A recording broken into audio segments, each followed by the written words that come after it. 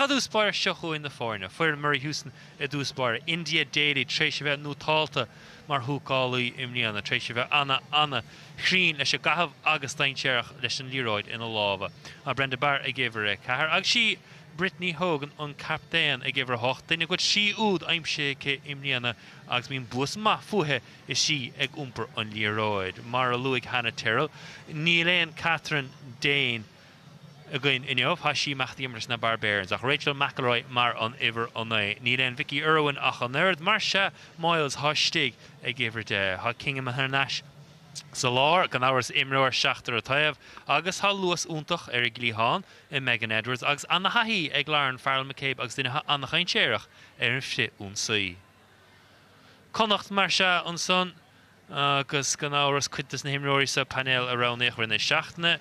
Sí Lily Brady an thuúcálaí a chu siúd agus féit ó bhíahí ag immert nútáilt ar fad ag ggéibhar a ceir. Ceire úd aimsithe cé imlíana hasí anna láidir ag umpairní roid agus mar a luite go chéine a sé go díal I déal McMahon a eiscin Chonnachta atá snú dá Connacht am chéad túsacha ó fiche na déag gan áras sár imreoir idir náisiúnta. Agus an sna cúla hen san Nicole Fowley ag ggéibhar de Hannah Clark ag gimmar go ma ar an glíán agus Maeve Deely chuig néomhlíon déag hasí chun bheith treáile éir an cúpla seachtain agus úd cinúnach a gine ola rein seachtaí chuin chomá.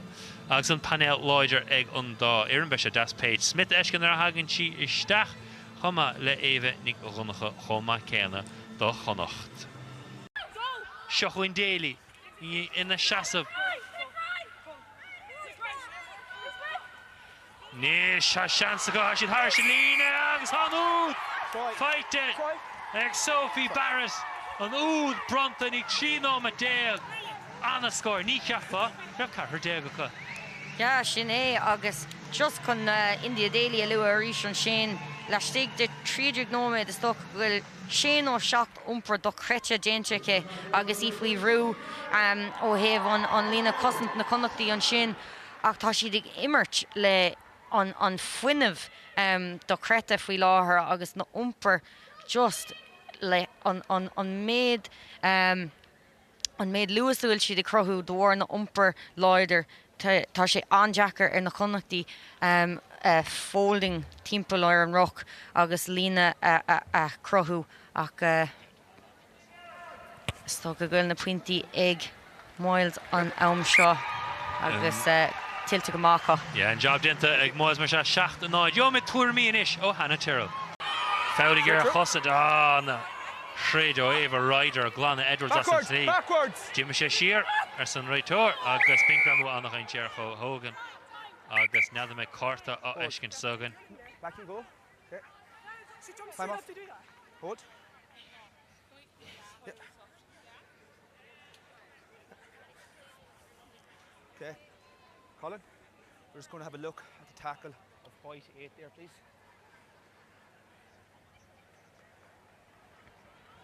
Yeah. Yes, please. Go check.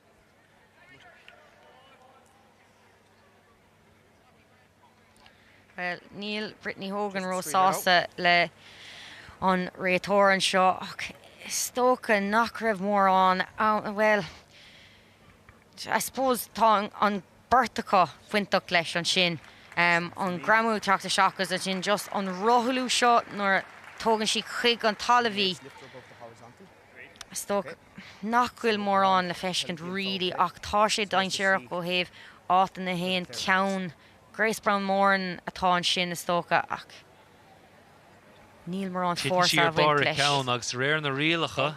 Sin é, Yes, I have it on screen there.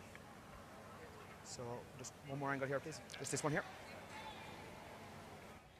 Agus Ardín she suasa agus. So Thomas, she's lifted and then she's landed on her head. Yeah, that's what I'm seeing too. So first thing we have foul play. White 8 has taken the green player above the horizontal. The green player is landed on their head. For me, I can see no mitigations. For me, that sounds like a red card to white 8. Yes. Agree, Thomas. Agree, Ross? Carta Dargar brother and Brittany Hogan agus an mitigation and so on Iver is shacht. Okay. Maeve Clenhan. Yes. You've taken her above the horizontal. She has then landed on her head. It's serious foul play. It is going to be a red card. Agus mór trú a brinion nach ríist de réir na rialacha caithigh hógan cíntiú an duine thuairt sios go sábháilta. Níor éirigh lé mar go raibh méid clenithe ann gur brú sios ar an gceansaí ríist. Níor éonchad a son déan go nó. Ní raibh si gíre in duna ghortú ach derbhra hána rialacha siimplís mar dúirt an réiteoir. Dardaíoch suas na mór. Hití ar a count de réir na rialacha is carta deirige. Na cluiche idirnáisiúnta tá ag teacht mar ní léise gom cad é an bhaint ó thaobh an cluiche anseo leis na cluichí sin. Agus Fragra Connacht na macht méidir ó lína agus níor scuilecha sin gramú. White 12. White 12. White 12. There you go. Hold. White 12. Come here. Níl ola sas an réiteoir. We're a clear line break close to the red zone. It's going to be a yellow card. Agus harodí amach in nolcas de ola ní higgin Lucinda King. White 12. Cata dinta agus réiteoir rá. Into déan ná fálaí. Leanna Drai Cahamid suil siar ar sinna gan sag rá sin mahar I ggéire a nirt a úsáid. Trasna go fálaí a bert sa bhreisca caithe siad scór áil háid. Elmach mahan Vestig agus a fragra aimse go carta darag is carta bui bronta ar ola ní bheith siad sásta.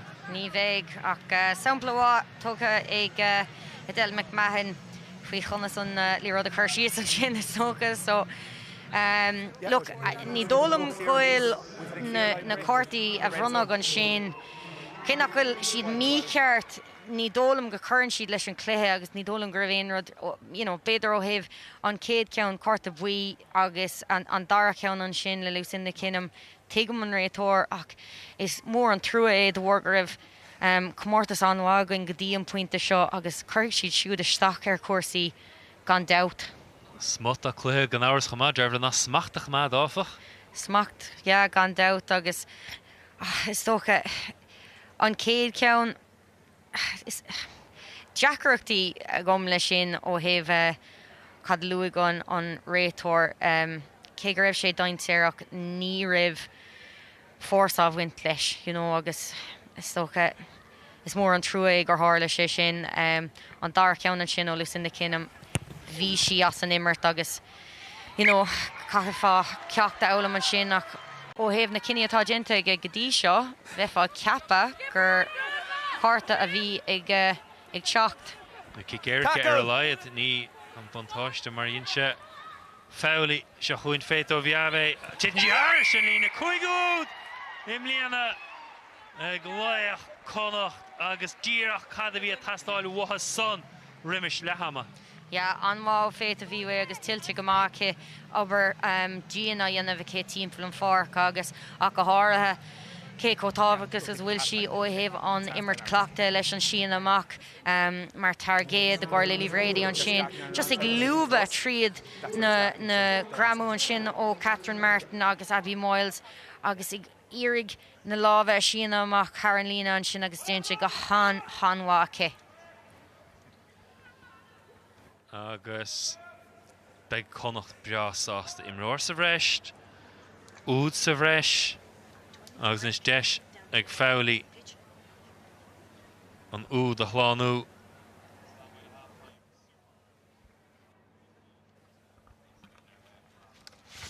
Agus deis ag fálaí féach an sí suas, nadan raig an dáláibh mar a tharla leis céad kick. Agus é buailte go deas slachtbreach sin thir sin dreasnáin. Mar se Connacht an fuir na hásásta ag le hama an sa rá údacha san imreoir sa bhreis don chéad le eile ola ar buile rá charta bhí brontara agus cartar. Be gan líise goin ní go brise cógríocht an scóir le hama Connacht cairde ola 7 pointe.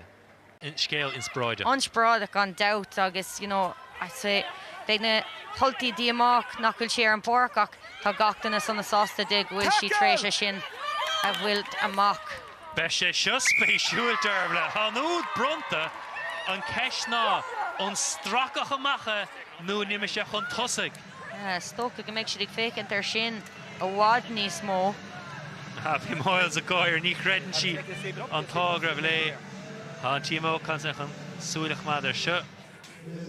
So, Jay Clenahan. No, we're good. No.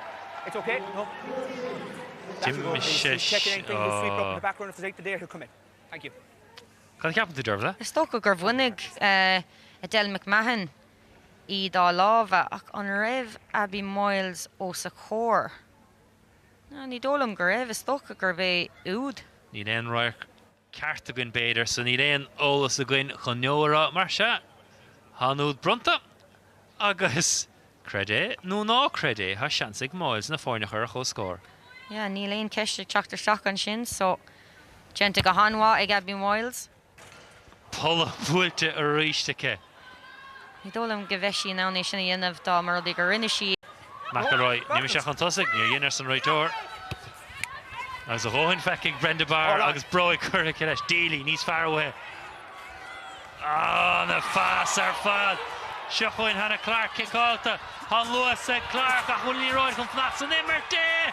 A se fós a tití sí háir. Maeve Daly. A le héad a fás. Agus an Clark. Leis sin csiach nó. Tá cret an sin ón ógáin Clark. Pís de skill úntaach leis an kick sin freisin agus stoch a big Brenda Barr féic na rasher an kick sin ag chur ceistnar hí féin ach ón méid sin bhrú a bhí na holtaí tréis crothú le roinntá sráhanna just an lábh seáil úntaach an sin ó Daly agus cinenne ancliste ó Clark an sin ó luas do crete agus cosíocht do crete míá Rachel McElroy an sin brónarm ach a ríis just an bharna a bhéadú ón na Connachtaí ag gcuine tíada an brú a churnáltaí orthú ag tús an leiseo. Hig Daly go maith cad a bhí ar siúlacha an ní roid a lábh a bhaid. Tá sé go maith nach an níorchail sí misneach a réanos ní an cháilí roid eile mecht ó uithe. No, ní caiileann tá sí gurta an seo stócha agus míá hí sin tréis cúpla písa imirt anhá. Ja, ha sí ordathe den ngort. Sinní Daly gortaíocha is í scuile leis an níróid. Cróga leis a bas agus fáilíon is. Chaisí an brata letuíomh. Agus gicáta ar chléice mé ar fóraín marse 9-2 an scór. Can ceapantas a Hannah? Nís Corraig Daly. Machtaí hénig. An bhantáiste fós an imirt. Cag si bhoga on topic an seo. Their counter works good. Penalty here. 19 green, never back on side. Tóca go topic. Agus téintí hénig ha Moyles is stig. Dáile ag Moyles. Agus war sí buile beas í meachtar sin lína rud a chilíon. Ní a chá Phointí idir na fórne agus kick lenny the chuir ó scór. Písa imirt do creta an sin ó Moyles a ríis an fuineh atá haspáint ag na holtaí. Tá sé a bhád níos irde ná an fuineh atá ag haspáint ag na Connachtaí agus ba chódómh bheith feargach lóhéin na Connachtaí tar sin agus an cosint híidir ag siúil chuig an pínta agus ní féidir leat é sinna dhéanamh a ghuine na holtaí agus iad ag imirt cosúla seo. A ríis na humper ó Daly ó Lucinda Kinham, Rachel McElroy bog an líróid có má sin. An ró tosaigh ag déanamh obair na gapal freisin tréis shraf fada an sin agus iad ag umper an tamar fad agus réig chun obair agus an bhrisise ó Lauren Farrell McCabe gachtainna ar an foran ag déanamh gachrod is féidir le dhéanamh. Chasna go fáilí a roiis. Haide titim Harris in lína, ha se cumata an orda. Cosíoch bhathó McMahon, tit sí ar dalamh. Hold white. Ní nóid le dul, Hamid ar chá scór.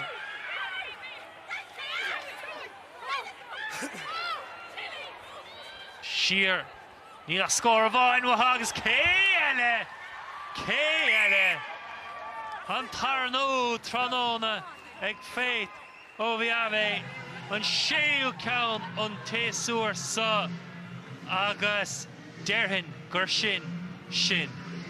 Yeah, gone out. You know, bhí sé chocolate fada céannach raibh na Connachtaí ro éfachach go héhann sellibde agus an spás sin na clíthaí a bhaint amach tá sé dinta cho faoi deara agus céile mar dúirtú ach féit a bhíha is edge forward ceart is tócha í just an luas do creta sin an handoff do creta freisin agus tá si go mána an a lábhseáil crothíoch a heispáint freisin ach gáud agus cúpla cíile i ré an sráseo i ré an Comórtas fad just talún speisiúte is tócha agus anhá ó héh dulcan cín na Connachtaí. Agus deire chnoch mar Connacht a baint las as an imráir sa bhreis agus bhí siúr fáil don ruidir gaibh gáileo agus fáilí chun 7 pointe chu atra na jab dinta i cisin agus mar se fé sé in 90 an Tackle, release. Use it. Callis an úmper. Turnover was good. Agus áiriste go daine. Aimse anna bhí lafrach cuma. Turned over and it's try. Béhín Gleeson leis a scór agus deire derbhla. Tá siad a gan siún na scór leis na mór sa bhreis. Sin I'd say mar luigh mé tá na holtaí tíirseach tréachta a chrid siad go dtí an deire an sin agus míá, you know, simú an seo an gadíocht agus an gadíocht eile agus díreach Charan lína ach feá críomhrichte dom rudí go raibh tú i do holteach a nocht is tócha. Agus Nicole Fowley leis sé kick deirg sa chluthe an féad le an Buaicphointí sa bhreis aimsiú. Sí cín tú goil an technique ceartacha. Agus Nicole Fowley chun an scóir agus an bua a dhéimhnú do Fowley agus é cicálta go deasacha agus náir an dábhrá bua Connacht agus derbhla Nick Avard céise leich na himratha. Yeah, a cúpla daoine an anhá Nova Stoke, you know, India Daily tríd an cléir fad rinne si gacrod a bhí si an ána dhéanamh ach an umarcha obair le déanamh agus na Connachtaí féit a bhíha just do creta a rís agus Tréis an Comórtas fad is tócha cheasí amach mar ceann na hógánaí atá ag teacht suas agus tríd an cléthe faois freisin rud tá antábhachtach ach go háthe le na Connachtaí a bhfuil ag déanamh fíor obair Jean le na faoi na fearnacha faoi is le fada inis so ag fécint a ráig agus ag fécint ar an obair sin genta tiltte aá go maith go bhfuil siad ag fáil géisteach chuig an fearna idirnáisiúnta freisin. An bhar fad féitú bheh an lech na himra agus an scóir deirgan sa Connacht-33 ola na déag. Faith, congratulations. How's it feel to get the win? A really, really gutsy team performance. I'm so proud of my I'm just so proud of my team. Like we worked so hard for this and I'm just so grateful for everything and like all 15 of us just giving everything. Like actually all 23 of us, like I'm just so proud of the girls and everything we gave today. So like just so grateful for it. And for you, on a more personal note, obviously a big week, named into the Irish training squad, player of the match here. How does that feel? Like huge potential for you. It's unbelievable. Like I just can't believe it and how far we've come. And I'm just so grateful for this team. Like we're just going further and further. So I'm just so happy for today and getting that W now. Big future in the Irish jersey. What are your prospects? What do you want from it? Just hoping to progress and like go further. So I'm just excited for what's to come. And everything, yeah. Well, Comórtas, you are the Vodafone Player of the Match and here to present your award, our Vodafone's iomlán. Thank you. Thanks, guys. Thank you.